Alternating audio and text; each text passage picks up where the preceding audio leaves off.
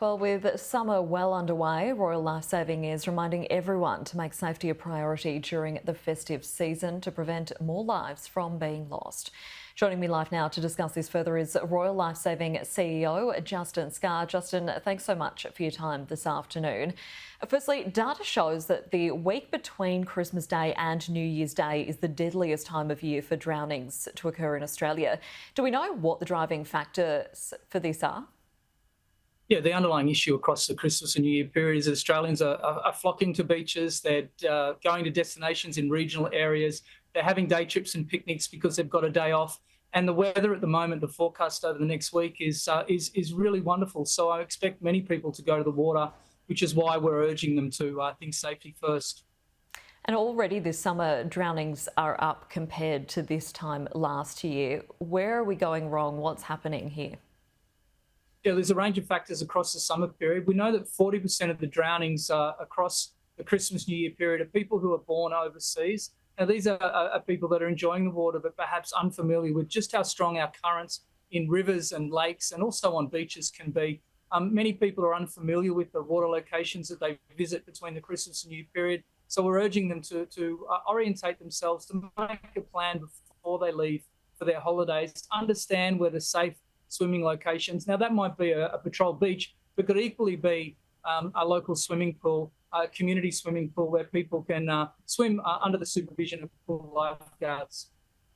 And Royal Lifesaving has highlighted that the afternoon hours are particularly dangerous as people gather around pools, beaches, lakes, etc. What makes these afternoon hours particularly dangerous?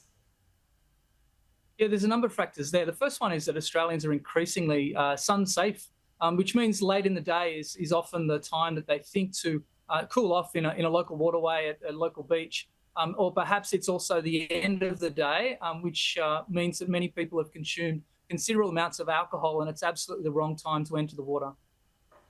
Just in an earlier story, we heard about emergency response beacons that are currently being rolled out across beaches and black spots through coastal New South Wales. How important will these be in keeping people safe across the New South Wales coastline? Seconds and minutes matter in an emergency, and so it's really important that people don't put themselves and their families in trouble in the first place. But if in an emergency, those rescue beacons will help lifeguards and lifesavers get there quickly. Now, I'd urge people, if they're in trouble, to float first, to stay calm, to survey the situation.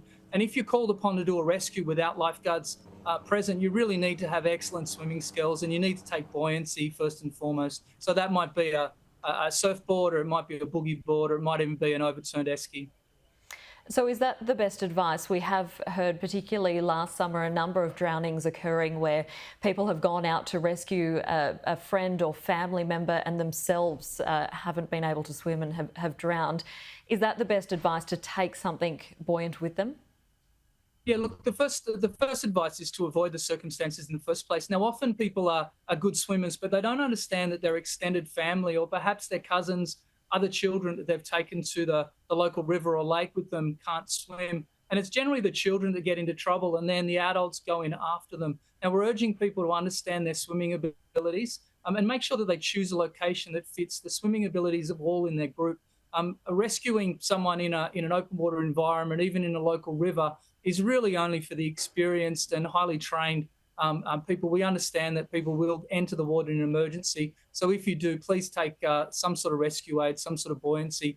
And that's why the surf lifesaving initiatives along our coastline, often they have rescue tubes there for trained lifesavers, so that they themselves can keep themselves safe in an emergency situation.